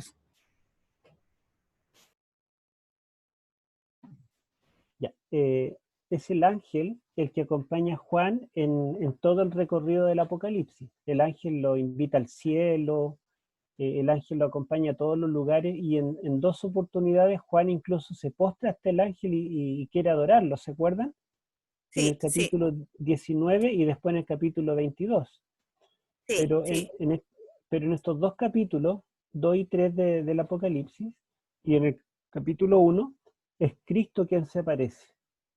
O O sea, sea, van tomando como diferente, Juan va claro, tomando distintos interlocutores, una cosa así. claro, claro. En los capítulos 1 al 3, el personaje que interactúa con Juan y que habla con él es Jesucristo, que es el Hijo del Hombre, lleno de gloria, ante quien cae como Claro, muerto, y él le dice, yo sí, soy el primero y el último, yo soy el que estuvo muerto y vivió, o sea, sin duda es Jesucristo. Y cuando en cada claro, una de las 7 iglesias, los capítulos 2 y 3, se le dicta un mensaje, el mensaje lo dicta Cristo, porque dice, escribe el ángel de la iglesia en Éfeso, el que tiene las 7 estrellas en su diestra, el que camina en medio de los candeleros. O sea, no claro, es otro sí, que Jesucristo. sí, Después se sí, presenta, por ejemplo, como el Hijo de Dios, y claramente es Jesucristo. Entonces, el interlocutor de Juan en los capítulos 1 al 3 es Jesús. ¿Por qué cada iglesia termina diciendo, el que tiene oído, oiga lo que el Espíritu dice a las iglesias? Porque la verdad es que Jesucristo se fue al cielo y él dice que él hablaría de ahora en adelante, una vez que se vaya al cielo, a través del Consolador, el Espíritu Santo. Eso lo dice en Juan 14 y capítulo 16 también, que es la última noche que él estuvo con ellos después de la última cena, antes de la madrugada donde él fue llevado a la cruz, él se despidió, dijo que él se iría al cielo, pero de ahora en adelante, él se manifestaría a través del Espíritu Santo. Y dice que el Espíritu Santo hablará por él hablará de mí, ¿se acuerdan? claro. Él os Incluso hará dice que no saber las hablará por cosas, sí mismo. claro. Entonces, O sea, que Jesucristo, él dice lo que Cristo le está diciendo. claro, Jesucristo es el que está hablando con Juan, pero ¿quién es el que va a hacer que esto entre en los oídos de cada hermano, de cada iglesia? Va a hacer que lo comprendamos, nos va a dar el don del discernimiento, va a ser el Espíritu Santo. Estas cartas serán leídas, No es que Claro. Jesucristo, así como lo está viendo Juan, lo va a ver cada hermano en Hablar cada a las iglesia, iglesias, a los hermanos, claro. sino que lo que va a llegar a ellos, va a llegar un rollo, el rollo del Apocalipsis, y se les va a leer. Y va a leer la única persona de la iglesia que sabe leer, porque en ese tiempo, 2000 años atrás, como les dije, el 99% de las personas no sabía leer. Entonces, por eso dice, bienaventurado el que lee y los que oyen. Uno lee, los demás oyen. Sin embargo, cuando él está leyendo, el Espíritu Santo está llevando esas palabras a cada persona, a cada mente. Está abriendo el entendimiento para que entienda. Por lo tanto, ¿verdad? Cuando se lea, se va a leer, el que tiene oído, oiga lo que el Espíritu dice a las iglesias. ¿Mm? Eso es, Sí, pastor. digamos, la explicación. Gracias, Pastor, pastor. Me queda muy clarito. Por lo mismo cuando Jesús oró y dijo, no oro solo por esto, sino los que van a creer por medio de ellos, ¿cierto? Sí, exactamente. Claro. Sí, ahora tiene todo un orden. Ya, muchas gracias, pastor. Ujú. pastor, Hermana cuando, Cristina. cuando el Señor manda las cartas a las iglesias, Él dice, escribe al ángel de la iglesia.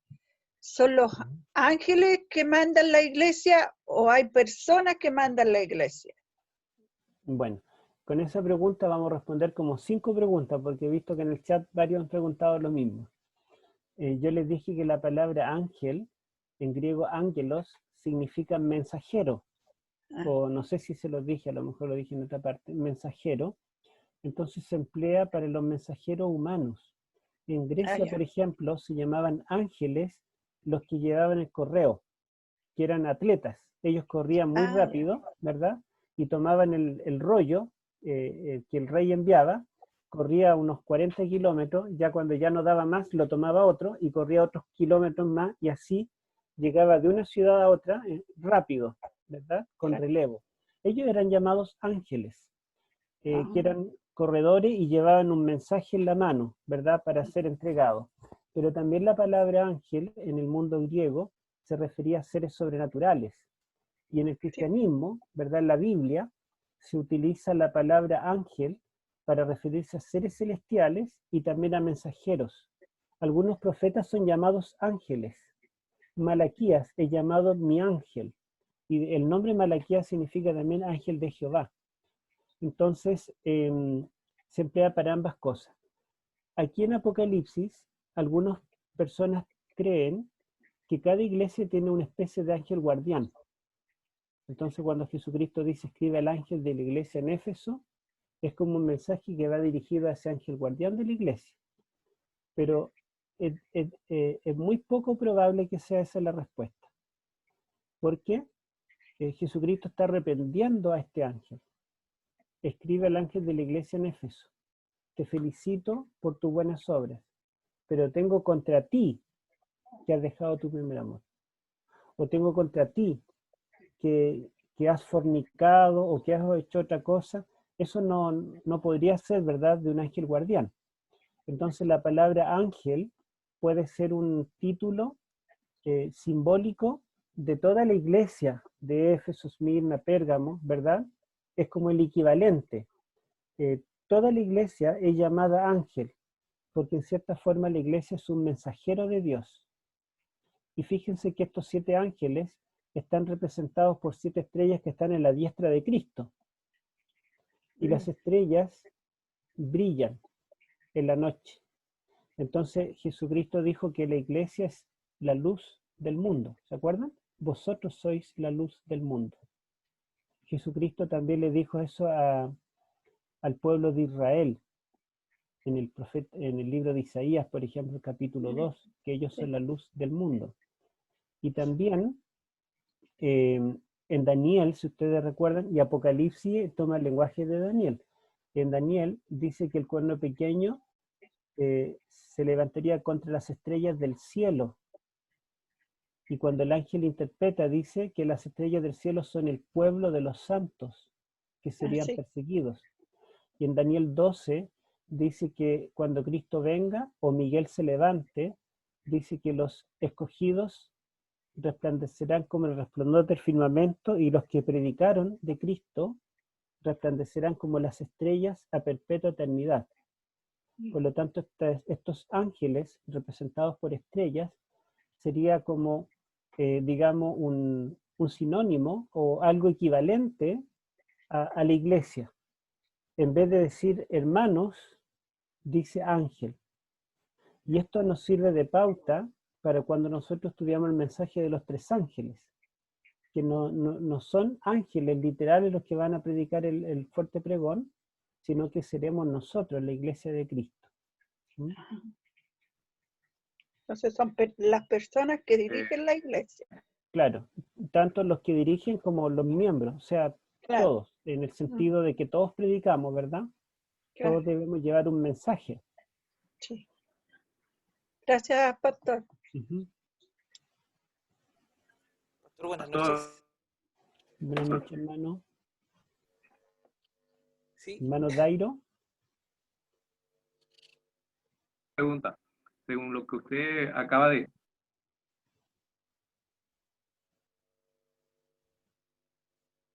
Ah, ¿Lo escuchamos? hola, Sí. pastor, según lo que usted Ujú. acaba de exponer, podríamos entonces decir que la profecía de las 7 iglesias tiene 3 aplicativos diferentes. Ujú. Sí, sí. Fíjense ustedes que las 7 iglesias, el mensaje de las 7 iglesias es diferente al resto del Apocalipsis. Porque, por ejemplo, cuando nosotros hablamos, ¿quién es la bestia que sube del mar con 7 cabezas y 10 cuernos? No son 3 cosas diferentes, ni tiene doble ni triple aplicación, sino que la bestia del mar es un reino específico. Cuando hablamos de la venida del jinete del caballo blanco en las nubes del cielo, es la segunda venida de Cristo y nada más. No representa distintos eventos. Cuando, por ejemplo, hablamos ¿de qué? De las señales astronómicas, ¿verdad? Son señales que se cumplieron una sola vez para dar comienzo al tiempo del fin. O cuando decimos que sonará la séptima trompeta sonará cuando acabe la gracia. No es que está sonando en cada momento. Entonces cada evento del Apocalipsis se cumple una sola vez. Pero las 7 iglesias es diferente. Porque las 7 iglesias se cumplió, estamos seguros que se cumplió, por lo menos de forma parcial, con las 7 iglesias literales que existieron en el primer siglo. Los hermanos de Éfeso pudieron sentir que la carta de Éfeso era apropiada para ellos a fines del siglo I. Pero hay elementos en cada carta que no se agotan allí. Como yo les decía, Jezabel, Balaam, las vestiduras blancas que promete en el tiempo del fin. Esos detalles quedan como pendientes. Entonces eso permite que la 7 iglesias tenga una aplicación futura en un periodo de la iglesia cristiana, que es lo que vamos a ver el próximo lunes. Pero al mismo tiempo, ¿verdad? Hay una tercera dimensión que es la aplicación individual o particular, que cada una de las 7 iglesias tiene en cierta forma cierta atemporalidad que se puede identificar con cualquier iglesia o cristiano en cualquier época. Nosotros podemos estar viviendo algunas de las experiencias de una de esas 7 iglesias. Entonces estas 7 iglesias tienen estas características porque las 7 iglesias no son, digamos, las iglesias, los mensajes de la iglesia en sí no son símbolos, sino que son cartas que Jesús está narrando. Es diferente al resto del Apocalipsis, ¿verdad? Por ejemplo, en Apocalipsis 4, Juan ve el trono, los 4 seres vivientes, los 24 ancianos. En Apocalipsis 13 ve 2 bestias, el dragón. Pero acá no ve a la iglesia, no ve ninguna. Él ve a Cristo rodeado de candelabros. Cristo le dice que esos candelabros están representando a la iglesia y Jesús le dicta un mensaje. Y todo lo que escucha de Éfeso, lo bueno y lo malo, lo está escuchando, pero no es que lo esté viendo. no está viendo la iglesia. Entonces esto es más parecido a la primera mitad de Daniel. Ustedes ven que los símbolos en Daniel están en la segunda mitad, a partir del capítulo 7. Pero los primeros 6 capítulos son historias que vivió Daniel o sus amigos en la corte de Babilonia. Y podemos decir que cada una de esas historias tuvo un significado para Daniel y para los que estaban alrededor de él en ese tiempo. Pero al mismo tiempo, cada una de estas historias tiene algo que trasciende el tiempo de Daniel y que se puede aplicar a otra etapa de la historia. Por ejemplo, la imagen de oro del capítulo 3, que debe ser adorada, hay un decreto de muerte, ¿se acuerdan? Y que hay 3 jóvenes que permanecen de pie, eso se cumplirá, o más bien eso está apuntando a otro evento en el fin del tiempo, cuando otra vez será una imagen a la bestia, habrá un decreto de muerte y habrá 3 ángeles que no adorarán a la bestia, sino que proclamarán adorar a aquel que hizo el cielo y la tierra. Así que cada capítulo, de los primeros 6 capítulos de Daniel que son históricos, vemos que el primer cumplimiento es en la historia. Se cumplió en ese tiempo de Daniel. Pero también tiene una dimensión que trasciende la historia y que es más ampliado en la sección apocalíptica, digamos, los capítulos 7 en adelante. Y eso mismo podemos ver acá. El mensaje de la 7 iglesias es un mensaje histórico, pero tiene elementos que trascienden y que veamos, en la siguiente sección de Apocalipsis, apocalíptica, vemos que eso tiene relación con alguna etapa de la historia del cristianismo. Eso es lo que podemos ver aquí en la 7 iglesias.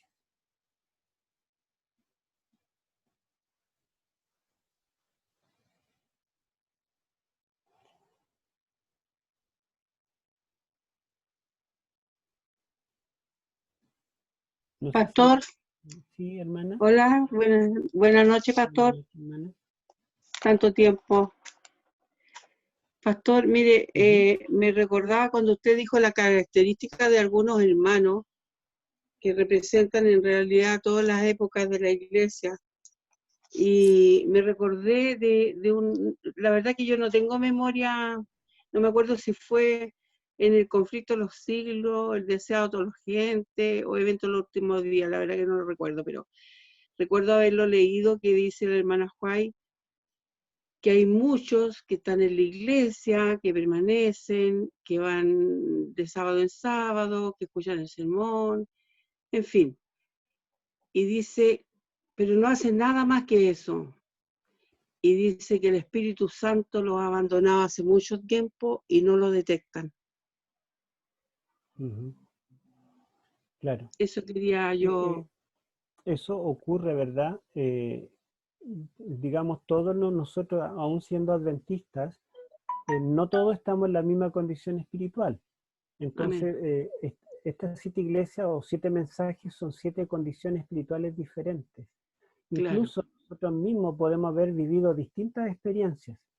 Puede que en el pasado tuvimos la experiencia de una iglesia, en el presente otra, y en el futuro tengamos otra. No porque, claro, por ejemplo, si alguien ahora está en apostasía, significa que siempre va a estar así. Puede experimentar claro, un revivamiento.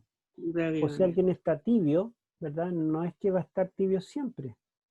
Entonces, están representando distintos periodos.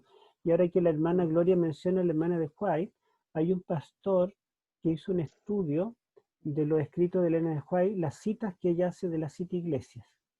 Entonces, por ejemplo, ella dice que las 7 iglesias representan 7 periodos históricos diferentes, desde el tiempo de Juan hasta la segunda venida. Pero hay otras citas donde ella aplica cada mensaje a ciertos hermanos. Por ejemplo, hay un grupo de hermanos que ella le escribe una carta y dice, ustedes están viviendo en el periodo de Éfeso, porque son muy trabajólicos, dan muchos estudios bíblicos, tienen todos los cargos, pero han perdido su primer amor.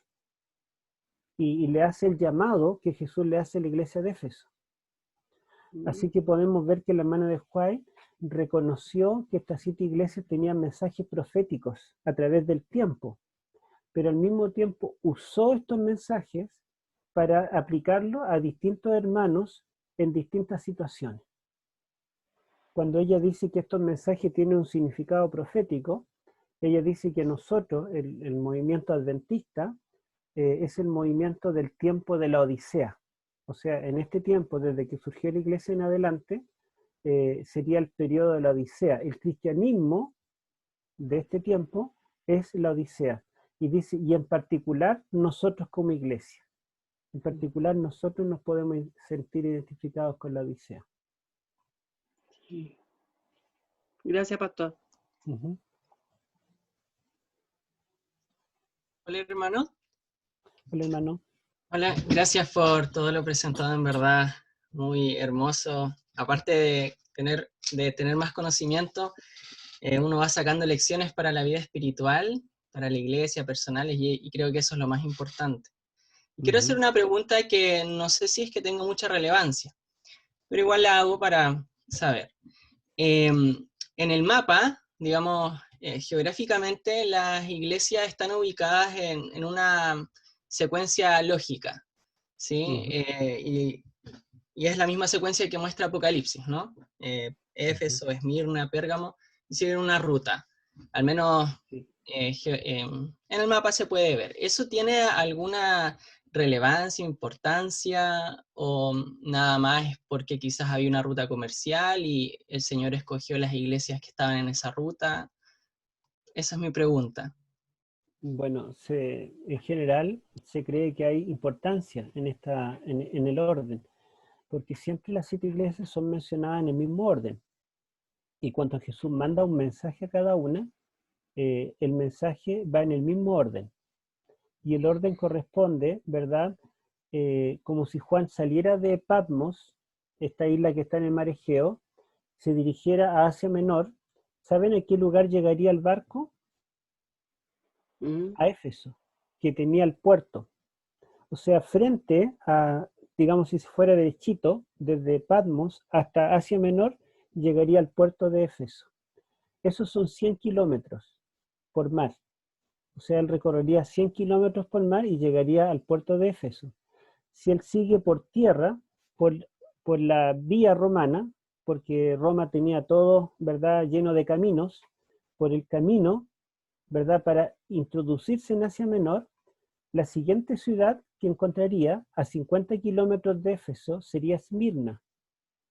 Si continúa la ruta, llegaría a Pérgamo, después a Tiatira, a Sardis, Filadelfia, y llegaría finalmente a la Odisea, que está en el otro extremo, ¿verdad? Y estaría más o menos cerca de Éfeso, pero daría toda la vuelta. Y ese orden, ¿verdad? Hay un orden geográfico. O sea, yo no puedo entrar a Pérgamo sin primero llegar a Éfeso, después Esmirna, para llegar a Pérgamo. Tiene un orden geográfico. Entonces, el orden geográfico, muchos creen que es la pauta para el orden cronológico. O sea, como, por ejemplo, la iglesia de Esmirna está después de Éfeso, pero antes de Pérgamo. Entonces, cronológicamente, el mensaje a Esmirna se cumple en la historia después de Éfeso y antes de Pérgamo. Digamos, el orden espacial me da la pauta para el orden temporal. Esa es la importancia que se piensa que tiene. Perfecto, gracias. Uh-huh.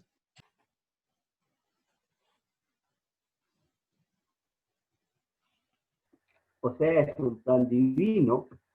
Amén, gloria a Dios. Ajá. Bueno, se dan cuenta, hermanos, que nosotros podríamos, por ejemplo, hacer una semana de oración solamente con las 7 iglesias. Podrían predicar un sermón por cada una de las iglesias. Y estoy seguro que en cada una de ellas habría un grupo de hermanos que se sentiría identificado. Llegaríamos a todos los sectores, a todas las mentes, porque algunos están, digamos, viviendo la experiencia de Éfeso, otro de Pérgamo, otra de Tiatira, etc. Así que incluso yo he pensado que estos 3 primeros capítulos, el mensaje de las 7 iglesias, es un Apocalipsis chico, y del capítulo 4 al 22 es un Apocalipsis grande, donde va llenando estos mismos espacios. Es como las mismas 7 iglesias que después las amplía.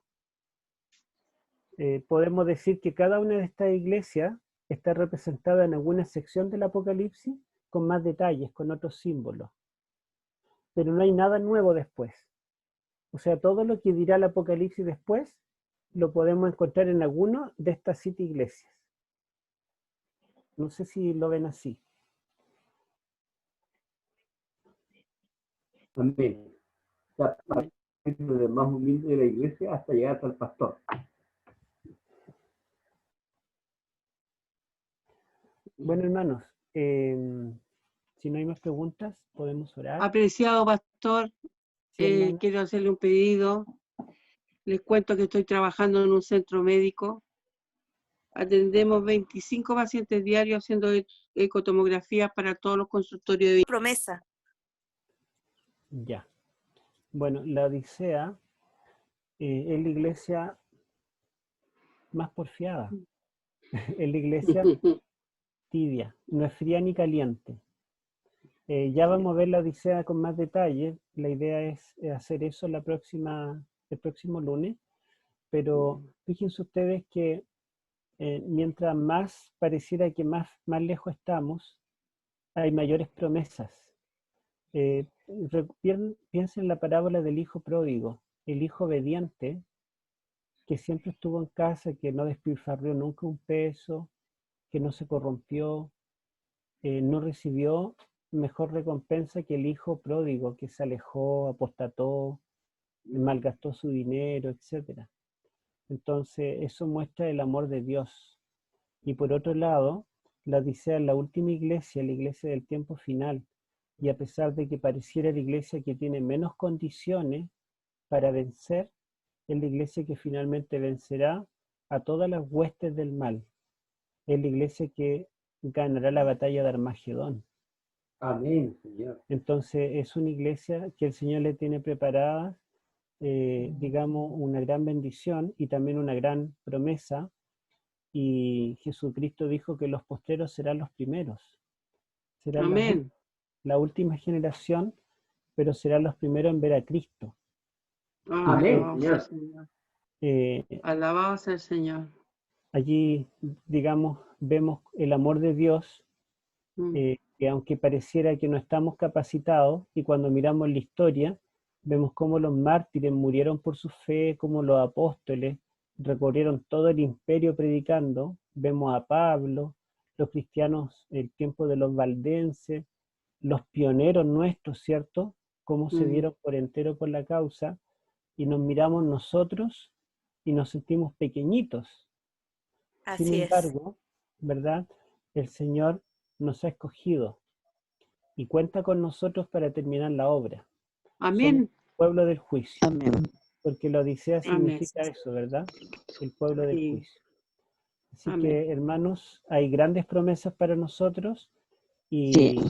y Elena de White dice que aunque dice el mensaje que tú eres tibio, no es que el Señor está profetizando que todos debemos ser tibios. No, sino que es la condición generalizada, pero no es lo que quiere Dios. Dios prefiere que seamos fríos o calientes, ¿verdad? Entonces no tenemos por qué ser tibios. Podemos nosotros estar con todo el fervor y podemos predicar y cumplir la misión, porque el Señor tiene promesas para nosotros. Amén. Amén. Amén. Bueno, hermanos, vamos a Orar, Señor, y también, Amén. Señor, por los incendios que están allá en Estados Unidos, y Amén. también, Señor, gracias por los mensajes que tú nos das, Señor, en estos momentos tan especiales. Te pedimos, Señor, por el pastor, que siga bendiciéndolo y instruyéndolo para que podamos aprender más de tu palabra, Señor, abrir